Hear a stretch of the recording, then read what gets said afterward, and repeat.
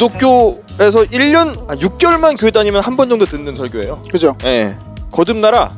요한복음 3장 16절. 예수 믿으면 된다. 신약. 아니, 우린 신약이다. 근데 오케이 알았다. 성령 하지만 우리 댓글들에도 가끔 올라오지만 어떻게 해야 성령을 받을 수 있고 어떻게 해야 나를 쪼갤 수 있고라는 생각들을 하게 되죠. 물론 저는 어느 정도 답을 조금 알고 있는 사람인 것 같아요. 저는 왜냐면 굉장히 많이 고민했던 부분이기 때문에 그래서 그 부분을 오늘 적용 좀 해서 조금 좀 우리도 질문을 좀 날카롭게 하고 목사님도 좀 자명하게 얘기해 주시면 좋겠습니다. 일단 쪼개지셨나요? 네. 나에게 쪼개짐이란 우리 누님? 제가 사실 이번 주일날 저희 교회 설교가 예배소서 본문이어갖고 네. 되게 지금 약간 고민을 했어요. 그럼 진짜 하나님께서 말씀하시는 거예요, 누님한테? 네. 쪼개지라고. 알았어요, 하나님. 근데 제가 이제 설교를 늘 적거든요. 적을 때 목사님 설교는 검정으로 적고 제 생각은 파란색으로 적고 그날 되게 크게 나한테 와닿는 것은 빨간색으로 썼어요. 고등학교 때 공부 잘했죠. 그럼요. 라고 말하고 싶은 저런 건 아니에요. 삼색 볼펜 쓰는 사람이 공부 잘해요. 왜냐하면 결국에는 목사님이 어떤 말을 했든 내가 그게 어떻게 해석이 됐느냐만 주중에 생각이 나기 때문에 거의 파란색 빨간색만 생각이 나거든요. 근데 이거를 거의 못 적었어요. 그래서 제가 이제 질문 하나로 끝냈거든요. 네. 그러니까 새 사람이 된다라는 거 뭐 제가 늘 거듭남의 뭐 단계 성화의 단계 가운데 있으니까 어느 분야에서는 거듭난 부분이 있을 테고 또 어느 분야는 또 내가 준비하고 아니면 어느 분야는 아직도 모르고 있는 분야가 있겠구나 싶은데 질문은 그거였죠. 그러면은 구습을 따른 옛사람을 벗자. 그러면은 난 어떤 사람인가? 나는 뭘 버려야 될까라는 질문을 해놓고 아직 답을 못 찾고 있기는 해요. 그게 어려운 거야. 왜냐면 내가 지금 뭐가 틀렸는지 알아야지 맞아. 고칠 텐데 되게 잘 살고 있다라고 저 스스로를 오해하고 있진 않을까. 교만하다. 응? 오해하고 있다라고 하잖아 지금. 그렇게 했거든요 사실은. 그러니까 끊임없이 버리는 작업이 우선인 것 같아요. 우리의 24시간은요 빈 시간이 없어요. 뭔가로 가득 채워져 있어요. 하다못해 내가 이번 주부터는 하다못해 성경 한 줄이라도 읽어야겠다. 그러면은 하다못해 1, 2분이라도 내 인생에서 24시간에서 드러내야 돼요. 근데 그걸 드러내지 않아요. 그치. 드러내지 않은 상태에서 성경 한 페이지 읽는 5분이라는 시간을 집어 넣으려고 하니까 잘 안 들어가죠. 네. 예, 그러니까 비 빼야 돼요. 그러니까 새로 신발을 사려면요 신발장이 꽉 찼어. 새로 신발을 사 하나 버려야 돼요. 왜요? 예? 안 버리면 신발장 하나 새로 사면 돼요. 박스에 넣어놔도 되고. 뭐 신발은 그런 존재죠. 어떻게 버릴 수 있죠, 신발은? 죄송합니다. 제가 드리는 말씀은요. 나를 계속 부정해야 돼요. 나는 틀릴 수 있다. 나는 틀리다. 이러면 안 된다라고 계속 자기 부정이 되게 중요한 것 같아요. 예. 그래야 새 것이 들어올 여지가 생겨요. 나를 계속 쪼개서 틈을 만들어야 뭔가 새로운 것이 하나님이 주시는 선한 것이 들어올 그런 틈이 생기는 것 같아요. 저도 계속 스스로를 부정하고 살아요. 너는 진짜 못생겼어. 너는 멋이 없어. 너는 매력도 없어라고 계속 이렇게 맞아. 부정하는 건데. 그래서 내 틈을 좀 벌리니까 틈 사이로 막 들어오더라고 사람들이. 잘생겼어. 막 너무 기쁜 거야. 그래요? 제가 멋있어요? 그래서 실례합니다. 이러면서 여행 좋아요? 이러면서 저는 자기 부정이 중요한 것 같아요. 아까 말씀드렸지 그 심판과 용서와 마음의 새김 이 세 가지 말씀드렸잖아요. 심판이 먼저 있어야 돼요. 작살이 나야 돼요. 나를 뽀개야 돼요. 계속 뽀개야 돼요. 나는 잘 안 뽀개지거든요. 내가 나를 뽀개는 거 되게 힘들어요. 자해하는 거 되게 힘들잖아요. 예? 자해 아니 뭐 예를 들어서 내 팔에다가 내가 주워 놓는다고 생각해봐요. 끔찍하거든요. 중학교 때는 그냥 했던 것 같아요. 네? 마약하셨어요? 아니 이게 담배빵이랑 칼빵 다 하지 않아요? 담배빵이랑 칼빵 다 있지 않아요? 예. 한 번씩 해보지 않나? 어떤 기분이지? 여기 담배빵. 나 이거 20년 된 담배빵이야. 야 지금 저기 경찰에 신고한 거 같아. 중학교 때는 겁이 없으니까 한 번씩 해보는 거야. 여기도 보면은 이렇게 첫사랑 이름 써 있잖아요. 오 진짜. 이니셜 써 있어요. 칼로. LH. 칼로. 제가 드리는 말씀은요. 새 것을 얻으려면 옛 것을 포기해야 돼요. 그렇지 않으면 얻을 수 없습니다. 예, 계속 비워야 돼요. 그리고 저는 이 본문을 개인에게만 적용하는 거로 국한시키는 것을 좋아하지 않아요. 이건 본문의 의도가 아니라고 생각해요. 네네네. 늘 우리는 이 지점에 이르면 그럼 나는으로 축소시켜요. 이거는 그렇지 않아요. 이스라엘 지금 예레미야는 이스라엘한테 얘기하고 있어요. 네, 본문 자체가 네. 민족을 이스라엘 얘기하고 있으니까. 민족을 향해서 얘기하고 있는 거고 예수 그리스도의 구원의 문제도 온 세상의 구원이지 나 2021세기 살아가는 나에 대한 구원의 문제가 아니거든요. 너무 편협하게 적용하면 안 된다고 생각해요. 물론 개인에게 적용할 수 있죠.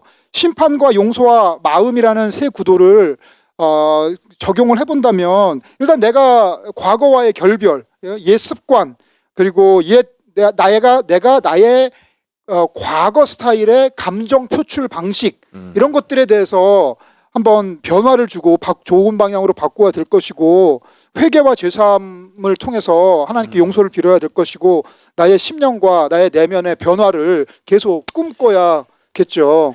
솔직히 스스로 생각해서 얻는다기보다 실제로 저도 삶을 살아보니까 진짜 여러 가지 이유를 통해서 한번 작살나는 경험을 하고 나면 다 내가 쌓아오던 것들이 되게 무의미한 정말 성냥개비로 쌓은 탑이었구나라는 걸 한번 느껴지게 되면 저는 그런 포인트들이 굉장히 많았거든요. 사실은 그게 돌이켜보면 그때 너무 죽을 만큼 힘들었지만 지금 돌이켜보니까 하나님께서 내가 더 나빠지기 전에 나를 그렇게 때리셨구나라는 것을 물론 치신 하나님에 국한되면 안 되지만 느꼈는데 그렇다고 제가 성도들한테 너 한번 작살나야 돼 이렇게 말할 수는 또 없는 부분인 거야 이게. 그건 진실이에요. 진리예요. 작살나야 돼요. 근데 그렇다고 애들한테 야 이렇게 이기적이냐 나 작살하면 나야 돼 라고 말하기에는 너무 애가 안정적으로 직장 다니고 있고 안정적으로 행복하게 살고 있어. 그러면 근데 언젠간 작살나요. 그러니까. 근데 그 작살난다는 게 저는 이렇게 인생에서 하나님한테 늘 이렇게 빌면서 살았거든요. 하나님 때리시면 안 돼요. 그래서 저는 옛날부터 교회 다녔으니까 뭐 누가 하면 하나님한테 맞았다 이런 표현이 있으니까 그 어릴 때부터 그러고 하나님 그건 안 됩니다라고 되게 간당간당하게 빌면서 살았는데 되돌아보니까 말씀하신 것처럼 직장 잘 다니고 되게 행복하게 잘 지내는데 저는 다음 날을 안 살고 싶은 날이 너무 많았어요. 그러니까 자살은 못 하겠고 그 정도 열정도 없어. 그리고 뭐 딱히 이유는 없어. 제가 죽어도 사람들이 저 도대체 왜 죽었어라고 할 정도로 전날 신나게 놀고 들어간 거예요. 근데 잠자리에 누우면 그냥 내일 눈을 안 떴으면 좋겠다. 이런 날들을 제가 몇 년을 겪었거든요. 현대인 중에 그런 사람들이 많죠. 근데 저는 그 시간을 지나고 나서 내가 그때 되게 하나님한테 작살났던 거구나. 그러니까 저는 직장을 잘 다니고 내가 지금 남자친구 여자친구가 있고 내가 좋은 차를 끌고 다니고 그게 문제가 아니라 내가 정말 혼자 있을 때 내가 행복한가에 대해서 많이 고민을 해요. 마음의 헛헛함을 말씀하시는 건가요? 늘 헛헛하죠. 네네네. 네. 그러니까 마음이 그냥 내가 해피하다라는 감정을 넘어서서 내가 하나님을 즐거워하지 못하고 내 삶에 기쁘지 못하면 분명히 다 잘못된 거다. 그래서 저는 뭐가 잘못된 걸까 고민을 좀 하거든요. 그게 단지 인간적인 외로움 때문에 다들 외로워서 그래. 네가 뭐 남자친구가 없어서 그래. 결혼 안 해서 그래. 이 문제가 아니라 우리 인간적 외로운 존재니까 내가 왜 지금 하나님과의 관계 가운데 뭐가 문제일까 이렇게 돌아보거든요. 그러니까 단지 저 겉으로 보는 깨지는 거가 아니라 마음이 깨져 있는 것도 봐야 될 것 같아요.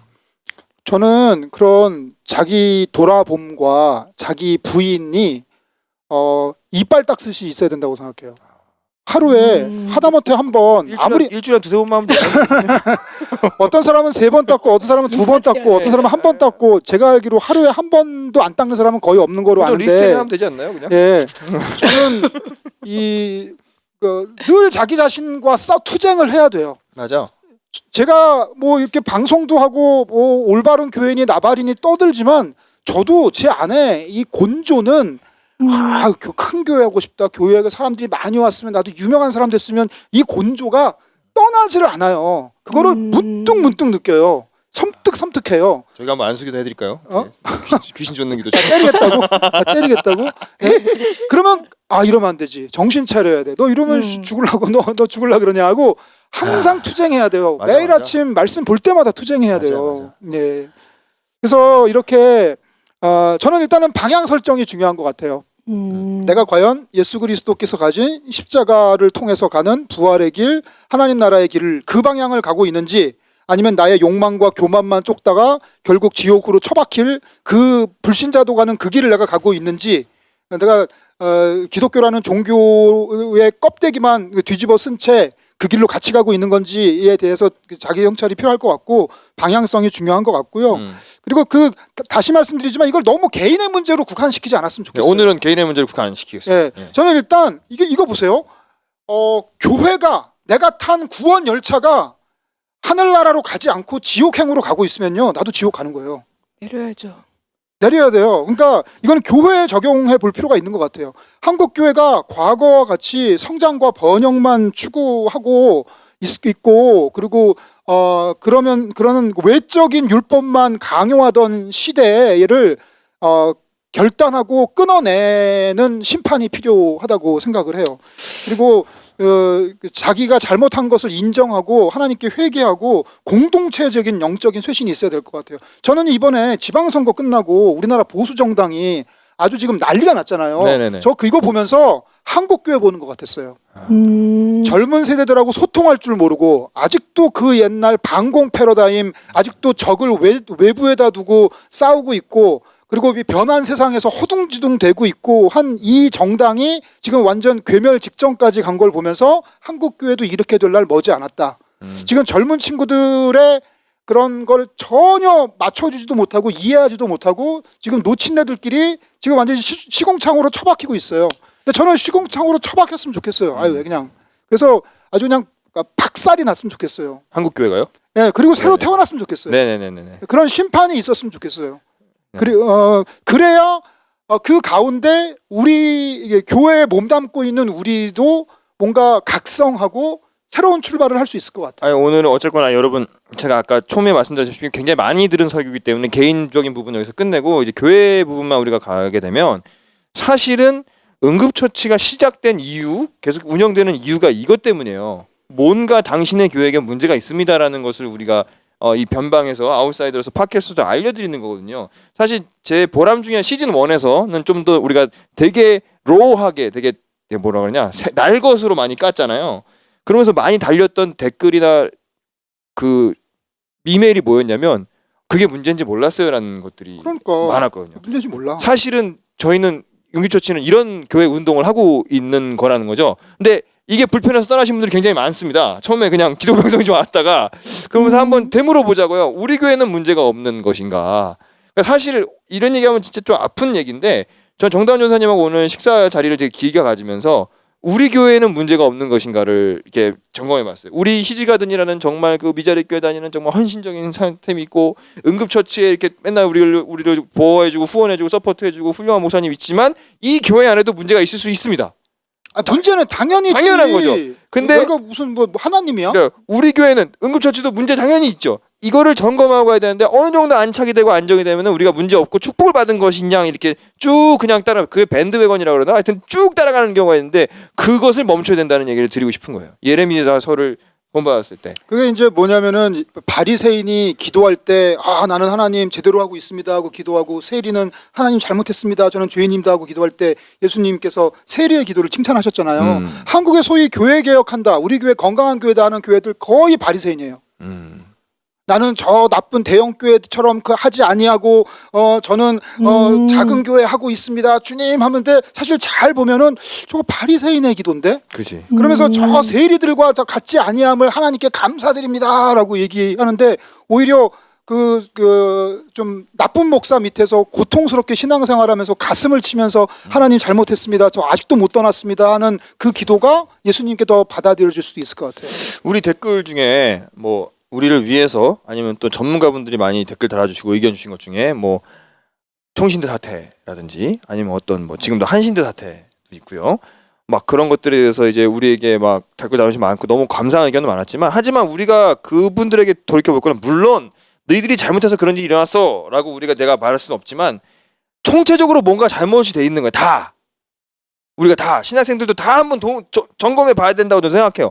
우리 다, 신학생만 아니라 우리도 다 점검해보고, 우리는 어떤 믿음 생활을 했고, 어떤 교회를 꿈꿔왔고, 어떤 교회 앞에 설레었고, 어떤 목사에게 권위를 주었고, 난 또 어떤 교회 안에서 위치가 되려고 노력을 했는지, 또 복음을 나를 위해 사용한 적은 없는지, 그러니까 복음 증거라는 것을, 뭐 그런 것들을 다 고민해.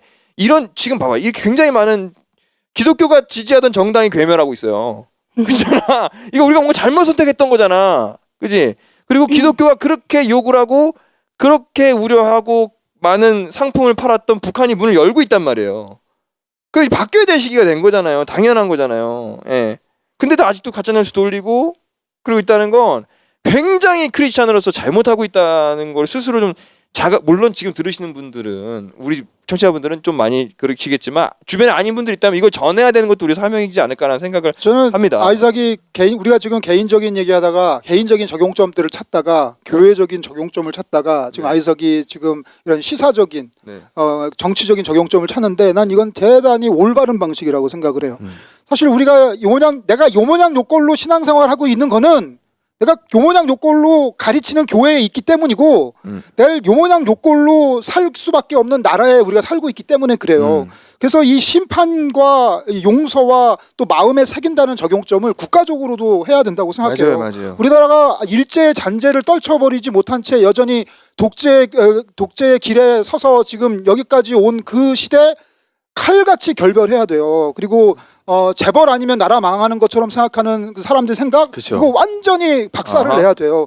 그리고 우리가 하나님 앞에 회개해야 돼요. 우리가 살고 있는 이 사회에 여러 가지 약자들의 인권의 문제나 사회 악의 문제들 인정하고 하나님께 역사적인 회심이 돼야 되고 그 모든 일을 이루는 그런 개혁자들 그 투사들의 자기의 개인적인 영적 회심 없이 그런 정의감만 가지고 분노감만 가지고는 절대 변화를 만들 수 없다는 걸 깨닫고 자기를 더 겸손하게 내리고 하나님 앞에 무릎 꿇고 나는 안 그런가 하고 돌아보는 영적인 쇄신이 바로 마음판에 새 언약을 새기는 거라고 생각을 해요. 또한 지금 젊은 세대 가운데 퍼져 있는 통일이 되었을 때 우리가 부담하는 것이고 그들을 왜 우리가 책임져야 하는 그런 이기적인 인권 감수성이 전혀 없는 이기적인 생각들도 굉장히 잘못된 생각이라는 걸 한번 돌이켜봐야 됩니다.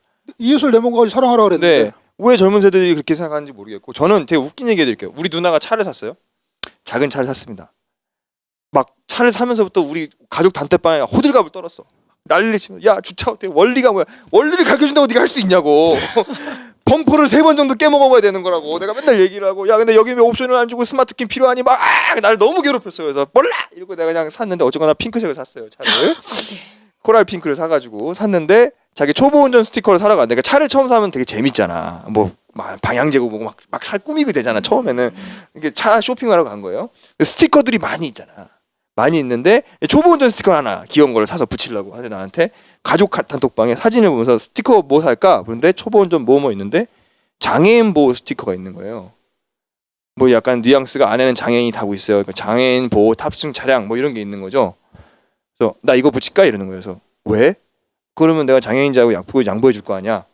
그래서 내가 얘기를 하는 거야. 그래서 누나 어디서 그런 소리를 하고 있어? 그러니까 아니 내가 첫 차 타는 그 여성 커뮤니티 가보니까 애들 운전하기 후달리면 장애인 보호 스티커 붙인대 헐. 라고 돼 있는 거야. 내가 그래서 우리 누나도 그냥 순진하게 그 커뮤니티에서 본 거지.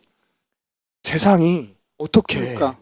장애인에 대해서 이렇게 생각할 수 있고 장애인 보호 스티커를 마트에서 팔고 그래서 그런 질문이 올라오는데 커뮤니티에 장애인 보호 스티커 붙였는데 장애인 주차구역에 주차해두면 혼나나요? 이런 게 올라온대 실제 커뮤니티에. 내가 너무 깜짝이 놀라서 이거 진짜 너무 끔찍한 거야 이게. 그지? 그래서 누나 일단 만나서 얘기해. 그래서 얘기해서 누나 안 샀지. 누나는 야 근데 내가 너한테 카톡 보내고 생각해보니까 좀 잘못된 것 같긴 해. 우리 나도 몰랐던 거지. 근데 거기 장애인 뭐 이런 스티커 굉장히 많대. 우리나라에 장애인 보호 스티커를 붙이고 다닐 분들이 그렇게 많나? 마트에서 팔 만큼 많나? 그러니까 그걸 그냥 일반인이 붙이는 거예요. 그러니까 왜 장애인이면 용서해주겠지라는 심리를 이용하는 거죠. 그리고 그렇게 커뮤니티에 올라오는 거고 그걸 붙였을 땐 장애인 주차구역 그러면 안 되겠죠? 이런 게 올라온다는 거야. 이게 뭐니? 지금 여러분 보세요. 지금 이게 왜냐면 우리 누나 욕하려고 한 게 아니에요. 이렇게 사회 전반에 뭔가 의심해봐야 될 이상한 것들이 많은 거예요. 굉장히 많은 겁니다. 이게 마트 스티커에도 이런 게 있는 거 이거 잘못된 거라고 생각해봐야 되지 않아요? 우리가? 그런 불법과 편법이 인생의 기술. 네. 이라고 평가되는 사회죠. 예, 이게 왜 그러냐면은 제가 봤을 때는 애초에 우리나라가 일제 청산을 안 해서 그래요. 그러니까 우리나라의 사회 지도층 자체가 그렇게 원래 그런 거야. 세상 역사는 그렇게 흘러왔어. 그 영화에 그 검사들 나오는 영화 있잖아. 버킹이요. 버킹에 보면은 거기서 그 이정재가 아니라 정우성이가 역사 강의를 쫙 하잖아. 술 먹는 자리에서. 그거 보다 보면은 열도 받지만 또 한쪽 면에선 그렇게 믿는 사람들도 있는 것도 사실이잖아. 그러니까 그렇죠. 그런 사람들이 역사를 지배하지 못하게 친일파들이 미군이랑 손잡고 경찰이 되고 간부가 되고 그러니까. 그리고 이제 개국공신이 되고 그리고 군부가 되고 이게 흘러나온 건데 그런 사회 속의 교회들은 그런 사회에 같이 물들어가고 그런 교회 사회와 교회 속에 있는 그리스도인들은 그 틀을 벗어나지 못하니까 아직도 나는 뭐가 잘못된지 모르고 같이 이 죄악 세상에 물들어서 가는 거라고. 죄악 세상에서 물들어서 죄짓지 않게 해주세요. 문제가 절대 개인의 결단의 문제로 해결되지 않아요. 근데 지금 제가 굉장히 오랫동안 조용하잖아요. 네. 네. 이게 머릿속이 엄청 복잡했어요. 목사님이 이거 개인의 문제가 아니고 교회로 생각해라. 그다음에 성교사님이 이걸 놔라. 우리 국가의 문제까지 했는데 저는 계속 그냥 사람 그냥 개인이다 보니까 불편한 거 알겠고 잘못된 거 알겠고 사람들이 나의 편리함만을 위해서 마치 뭐 장애인 스티커가 그렇게 막 이용되고 그런 부분들이 이미 우리가 이제 막 편하게 사는 거 체화된 거잖아요. 그리고 어떻게 해야 돼요 그러면? 그냥 나 계속 기도만 해요? 교회 가서? 그러니까 그러면 안 된다는 거지. 그럼 어떻게 해야 돼요? 제가 이제 그러면은 일단은 소리를 내야죠. 잘못됐다는 SNS에다. 느꼈어. 네. 느꼈는데 어떻게 해야 돼? 그래도 그 주변에 그런 사람들 보면 그러지 말라 그러고 그러니까 오늘 그 어떻게 SNS에 쓰고 오늘 어떻게 해야 되는지까지 나가기 좀 시간이 짧고 그냥 네. 저는 오늘의 결론은 뭐냐면 그것을 인지하냐 못하고 사느냐도 큰 차이가 있어요. 그러니까 이것을 그 스티커가 사소한 부분이지만 이거 잘못된 거 아니라고 인지하고 사는 사람과 그냥 아무렇지 않게 야 그거 붙이면 나 편해. 누가 따오지 않겠지? 라고 사는 사람의 인생은 정말 다를 거예요. 그러니까 그것만 오늘 여기까지만 그러니까 물론 우리에겐 투표권도 있고요. 단체 행동도 있고요. 뭐 여러 가지가 있지만 일단은 인지하느냐의 차원을 먼저 들어가야 될 것 같아요. 그게 베이직인 것 같아요. 우리 교회가 뭔가 잘못됐다. 이 한국 교회가 뭔가 잘못됐지. 예, 물론 이제 스피커가 돼서 얘기하는 거는 우리 응급처치 같은 방송 플러스 뭐 여러 가지 많은 훌륭한 목사님들 사역자님들이 계시겠지만 일단 개인의 차원에서는 인지 그것이 가장 중요한 게 아닌가. 왜냐하면 인지하고 있다 보면 기회를 만났을 때 그것이 촛불이 되기도 하고요. 그것이 이번에 투표가 되기도 하기 때문에 인지하는 게 먼저 중요한 게 아닐까 생각이 됩니다. 옛날에 김대중 대통령은 그러셨어요. 제가 그래서 이 민주화와 정의와 통일을 위해서 무엇이라고 할까요? 라고 물어보니까 담벼락에다 대고 소리라도 질러라 그랬어요. 근데 지금은 담벼락이 많아요. 페이스북도 있고 트위터도 있고 뭐 하다못해 내가 오늘 얘기 들었는데 이런 사람들도 있다네요. 야 어떻게 세상에 이런 사람들이 있을 줄이야 라고 그냥 남기기만 해도 돼요. 아니면 내가 만나는 사람들 가운데 내에서 그것을 인지하지 못하고 바쁘게 사는 사람들 가운데서라도 있으니까 일단 개인이 인지하고 그리고 나아가는. 여기 할 말 많은데 지금 우리 시간 없지. 네네네. 일단 다음번 언젠가 5성급 설교에서 또 디테일 들어갈 거예요. 그러니까 예. 한 번에 다 말하면 또 수용이 안 됩니다. 그래서 일단 오늘 여기까지 적용. 오케이. 끝내도록 하겠습니다. 감사합니다.